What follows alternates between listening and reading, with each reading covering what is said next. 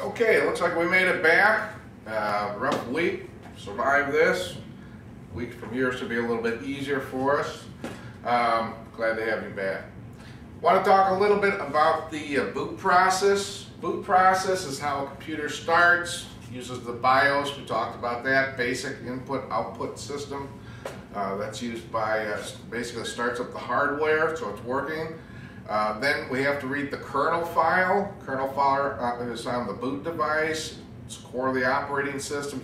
A unique file has to start at 00. Okay, so it's the only file that has to start somewhere. That has to start at that position. That's how the machine knows to go to that position and start up the kernel.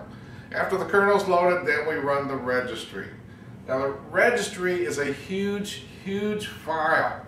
It knows everything about there is possibly to know about your machine, more things than you ever knew about, hundreds of thousands of lines long. That's what takes a long time booting up your system, is loading that registry.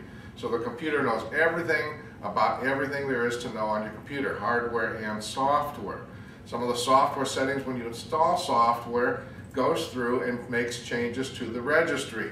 So you've got the registry itself, a huge file already out there.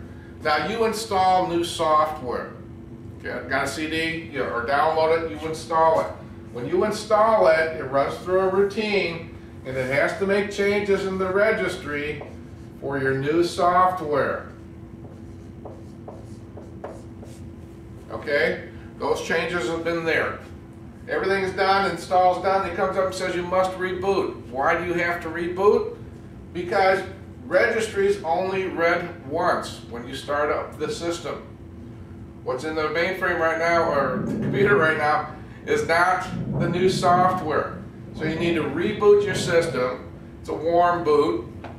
And then it'll reread the registry. Now it finds out when your computer starts up, it knows about the new software and you can use it. So that's often why you have to go through and reboot your machine after installing software.